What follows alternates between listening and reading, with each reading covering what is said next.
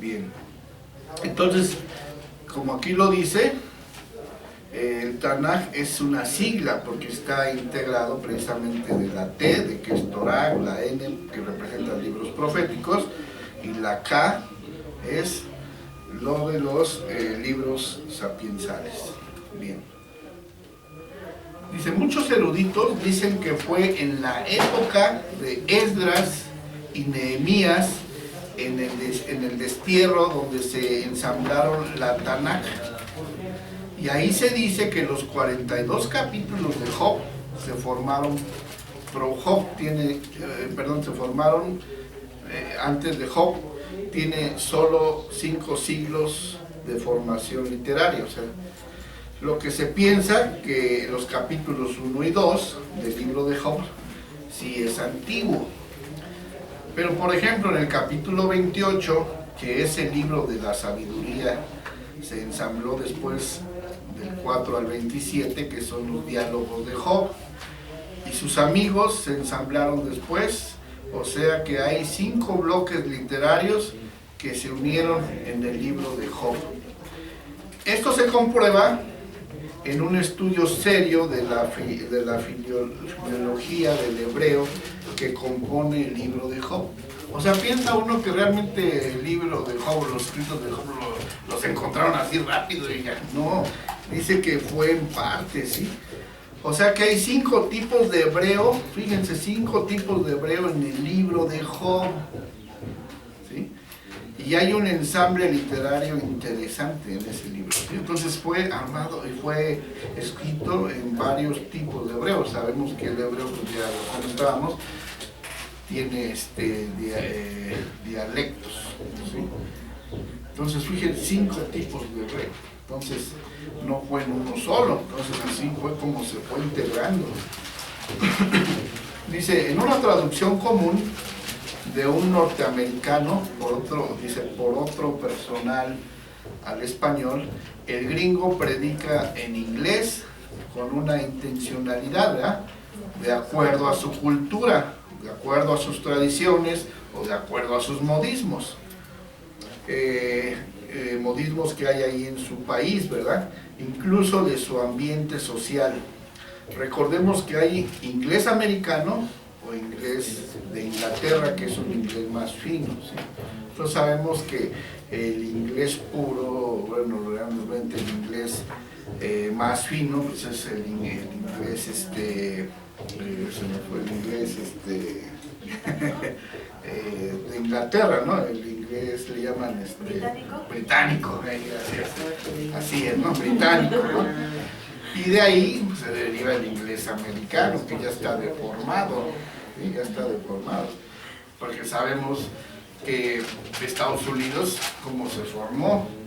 Pues de puros inmigrantes que llegaron precisamente de Europa, de Asia, de todo. Entonces por ahí en Estados Unidos hay de diferentes nacionalidades, ¿no?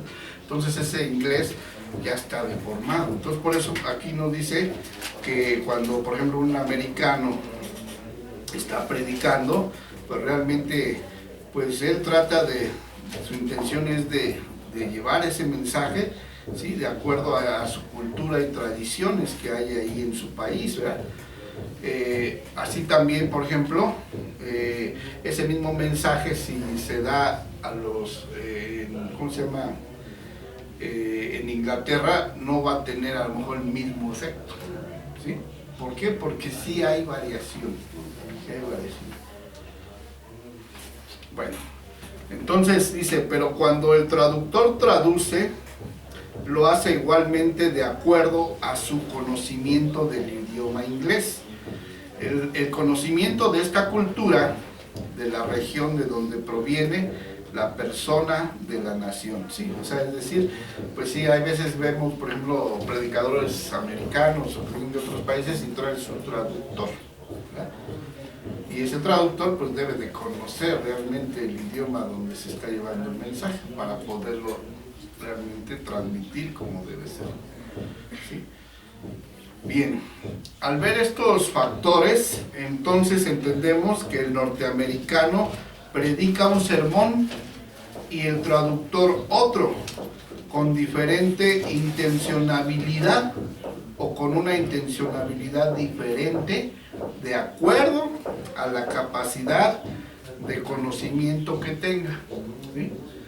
Entonces el traductor pues sí puede también ser muy bueno, pero si realmente no tiene ese mismo conocimiento que el predicador, pues aunque él quiera, no va a transmitir el mensaje correctamente, ¿no? ¿Por qué? Porque a lo mejor si su vocabulario no es tan amplio, difícilmente va a poder transmitir. No sé si han visto así cuando hay una traducción, que de repente el traductor se queda así como diciendo qué palabra uso, si no, ahí pues la que se le venga de momento, la que se ajuste más rápido, porque no puede esperarse porque el predicador está hablando, y si no ya después ya no sabe lo que dijo, ¿no? Pierde ahí la idea. Entonces es eso, es un ejemplo para que podamos entender un poquito mejor. Dice, es más fácil que un camello pase. No, dice aquí, dice en el Evangelio de Mateo dice, es más fácil que un camello pase por el ojo de una aguja a que un rico entre al reino de los cielos. Eso lo vemos en Mateo 19:24. Entonces realmente cuando uno lo lee así literalmente en la Biblia, pues realmente como que uno no lo entiende, ¿verdad? Yo muchas veces así hace tiempo nunca le entendía ese pasaje, ¿sí? Y hasta posteriormente, pues después de que pues nos dan ya más elementos, lo entiende, ¿sí? Ahorita lo vamos a ver.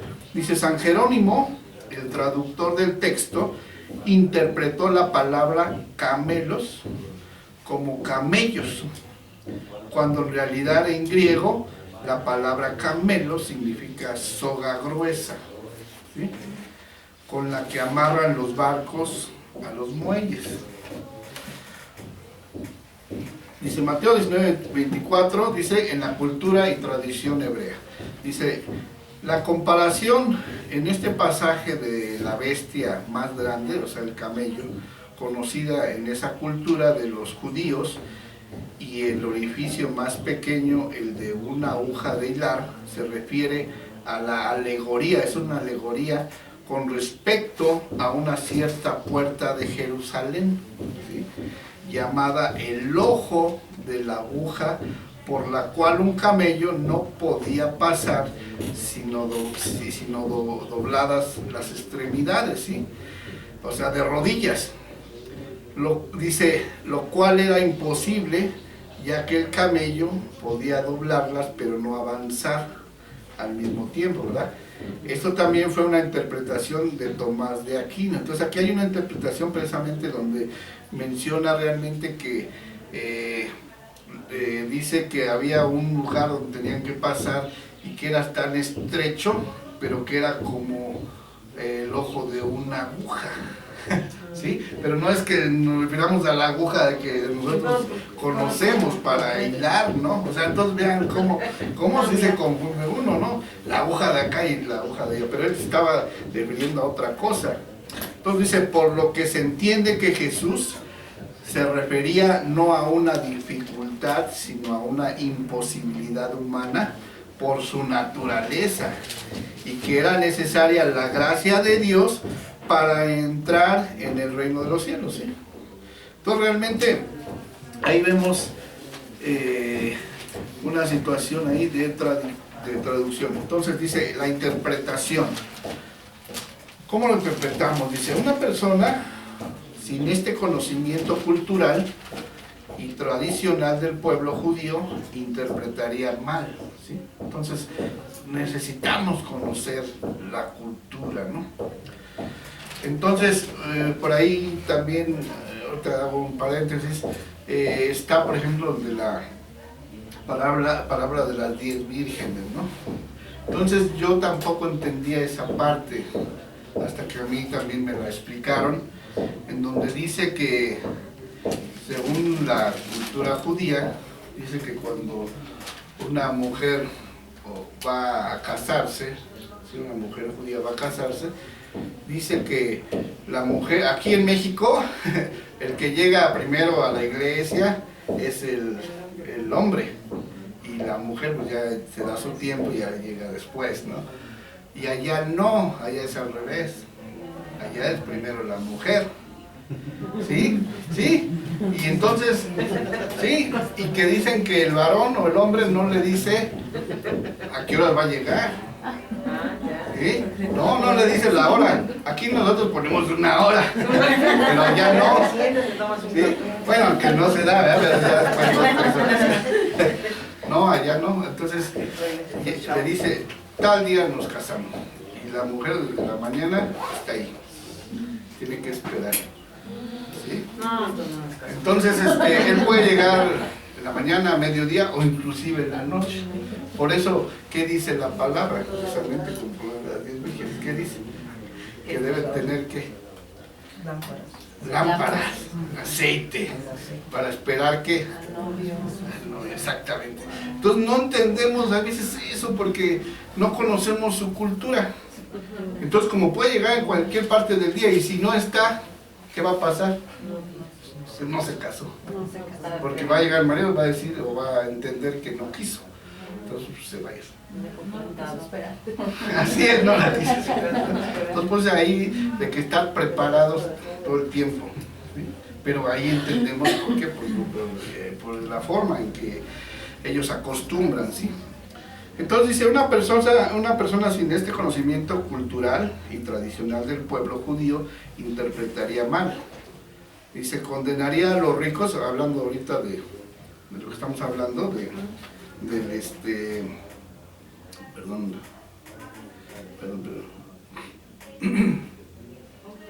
Estamos hablando precisamente de Mateo 19:24, dice, es más fácil que un camello pase por el ojo de una aguja que un rico entre al reino de los cielos, ¿verdad? Entonces aquí la interpretación dice, condenaría a los ricos al reducir que ellos no pueden entrar en el reino de los cielos, pero eso no enseña la Biblia, ¿sí? Como vimos, Jesús se refiere a la imposibilidad del ser humano en su naturaleza, ya que muchas personas tienen la confianza de su corazón en que las cosas materiales, en las riquezas, pero no en Dios, algo necesario para entrar en el reino de los cielos. Dice, los discípulos se quedaron atónitos al entender esa imposibilidad, porque lo que declararon después, quien entonces podrá ser salvo, en el verso realmente 25, ¿verdad? Entonces, vamos a ver el verso 25. En Mateo 19:25, para ver qué es lo que dice, hermanos, por favor. Sí, me hermano, por favor. 19:25. Dice, si sus discípulos oyendo esto se asombraron en gran manera, diciendo, ¿quién pues podrá ser salvo? ¿Sí?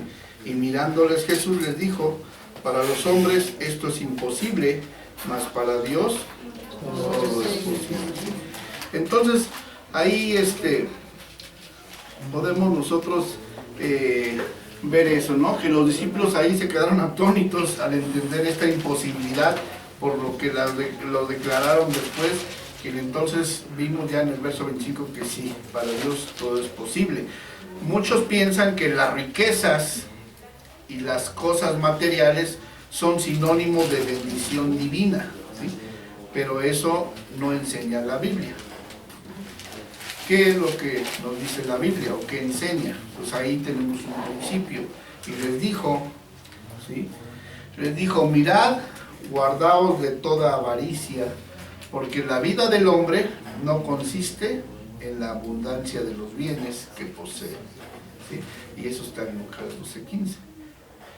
Dice, el hombre que confiesa en sus bienes, que confía en sus bienes o riquezas, en riquezas materiales, es por avaricia, pecado interior humano producido por la codicia, lo cual a su vez produce altivez, orgullo, vanagloria y soberbia, ¿sí?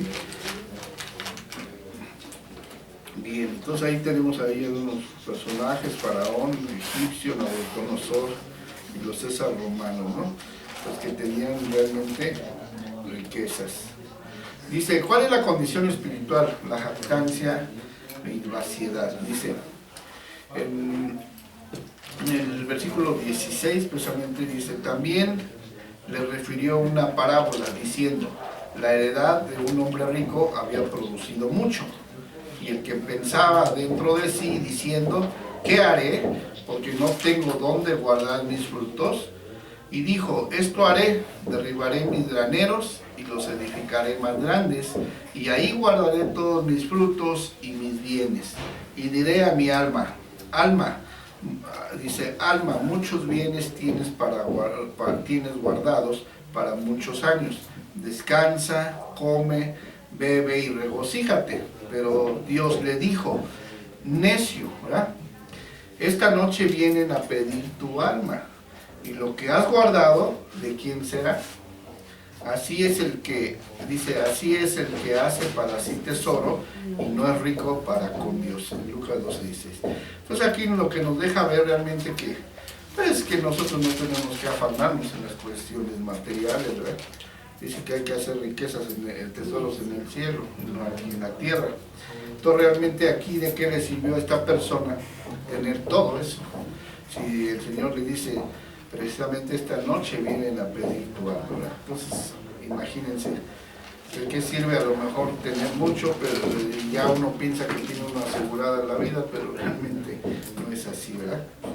Entonces dice, a los hambrientos colmó de bienes, y a los ricos envió vacíos. Y ahí también lo habla en Lucas 1:53.